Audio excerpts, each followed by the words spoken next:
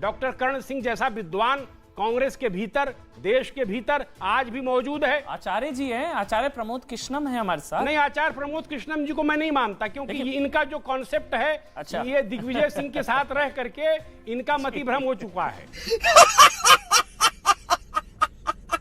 कि वो किसी एक पॉलिटिकल पार्टी के साथ जो साधु हैं उनको साधु मानते हों, और कांग्रेस के साथ अगर मैं हूं तो उन्हें मैं अटपटा लगता हूं।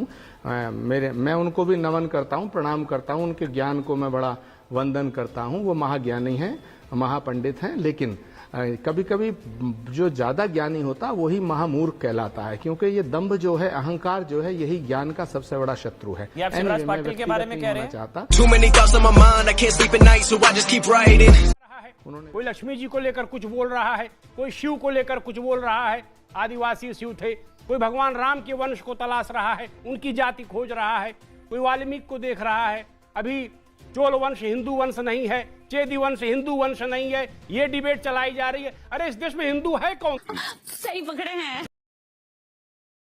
ये कितनी सही कितनी गलत? गीता में जिहाद सही तो हो नहीं सकती, पर आपका टेक। कि जिहाद जहां का कॉन्सेप्ट है वहीं तक उसको रखिए। गीता में खोजने की जरूरत क्यों पड़ गई, मुझे ये समझ में नहीं आ रहा है।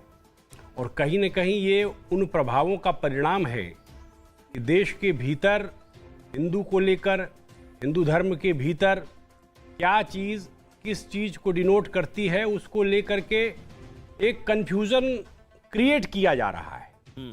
और उसी सिलसिले में एक ये नई बात छेड़ दी है। अरे भाई, पहली बात तो जो इस्लामी भगवान श्री कृष्ण ने भी वो उपदेश और संदेश दिया था अर्जुन को, भाई वो जिहाद का तो जब ही नहीं था उस समय जब भगवान कृष्ण थे। और इसलिए ममय वांशो जीव लोके जीव भूतः सनातनः, संपूर्ण चर अचर में परमात्मा का जो रूप है, तो इस्लाम तो उसकी चर्चा भी नहीं करता। जिहाद कहां से आ गया? ये धर्म अधर्म, ये कॉन्सेप्ट भी भारतीय है। ये कॉन्सेप्ट, उसको आप रिलीजन या मजहब के रूप में देखेंगे तो आप कंफ्यूज हो जाएंगे।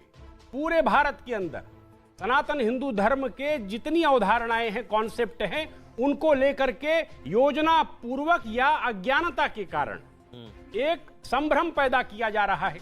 ये क्यों किया जा रहा है?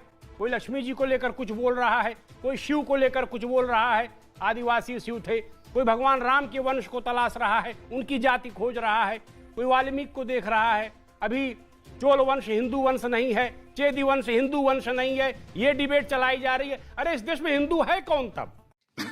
सही पकड़े हैं। और इसलिए आप जिहाद के, हमने एक पुस्तक पढ़ी ब्रिगेडियर एस.के. मलिक की, कुरानिक कॉन्सेप्ट ऑफ वॉर।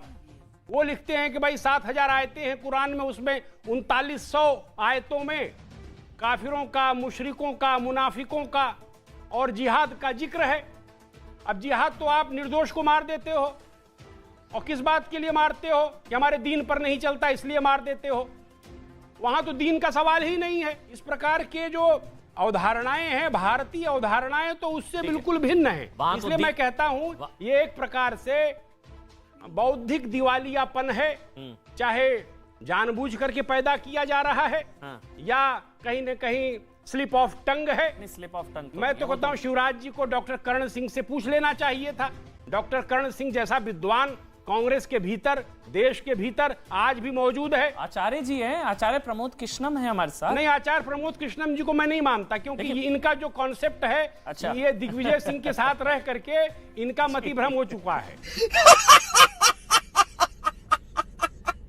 जहां तक मैं इनको सुनता रहता हूं। आचार्य जी हमेशा उल्टी बात करते हैं। आचार्य जी, हैरानगी इसलिए होती है, आप इस पार्टी में हैं जिस पार्टी में हिंदू आतंकवाद, हिंदू तालिबान, हिंदुत्व ISIS, हिंदुत्व बोको हराम और अब ये हिंदू जिहाद, और आप इस पार्टी में हैं। वो फेवर करेंगे। सुन तो लीजिए ना, उनका पक्ष तो जान लीजिए। आचार्य प्रमोद कृष्णम। देखिए अमन जी, पहली बात तो जिन महापुरुष ने मुझ पे टिप्पणी की है, मैं उनके विषय में कोई जानता नहीं हूँ। हो सकता है वो महाज्ञानी हो, लेकिन उनके स्वभाव से, उनकी भाषा से, उनके व्यवहार से मुझे लगा जैसे पूर्वाग्रह से ग्रस्त हैं, द्वेष, ईर्षा और उसमें कुंठा में जी रहे हैं। हो सकता है किसी एक पॉलिटिकल पार्टी का समर्थन हो सकता है, मुझे हो सकता है कि वो किसी एक पॉलिटिकल पार्टी के साथ जो साधु हैं उनको साधु मानते हों, और कांग्रेस के साथ अगर मैं हूं तो उन्हें मैं अटपटा लगता हूं। मैं उनको भी नमन करता हूं, प्रणाम करता हूं, उनके ज्ञान को मैं बड़ा वंदन करता हूं। वो महाज्ञानी हैं, महापंडित हैं, लेकिन कभी कभी जो ज्यादा ज्ञानी होता वही महामूर्ख कहलाता है, क्योंकि ये दंभ जो है, अहंकार जो है, यही ज्ञान का सबसे बड़ा शत्रु है। ये आप शिवराज पाटिल के बारे में कह रहे हैं?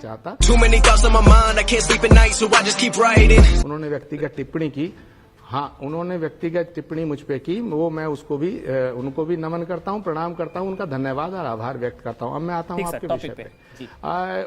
देखिए, पहली बात यह है कि महाभारत का जो युद्ध है वो इसलिए नहीं हुआ, वो दो धर्मों के बीच में युद्ध नहीं है। वो भगवान कृष्ण ने ये नहीं कहा कि कोई मुझे अगर भगवान मानेगा तब तो मैं उसका समर्थन करूंगा और जो मुझे भगवान नहीं मानेगा तो महाभारत हो जाएगा। महाभारत का युद्ध ये नहीं है। महाभारत के युद्ध में जो योगीराज भगवान कृष्ण, जो भगवान विष्णु के 8वें अवतार माने गए हैं, उनको भगवान द्रोणाचार्य भी मानते थे, और वो लेकिन कौरवों के साथ थे, और उनको भीष्म पितामह भी भगवान मानते थे, अवतार मानते थे, वो भी दुर्योधन के साथ थे, और कई लोग ऐसे थे, विदुर थे। तो प्रश्न ये पैदा होता है कि गीता की तुलना जिहाद से करना ये एकदम गलत भी है और हमारी भावनाओं पर कुठाराघात है। करोड़ों ऐसे लोग हैं जिनकी आस्था को इस बयान से ठेस पहुंची है। तो मैं शिवराज पाटिल जी को, वो कितने ही बड़े नेता सही, मैं आपके चैनल से ये मांग करना चाहता हूं कि उन्हें क्षमा याचना करनी चाहिए। खत्म।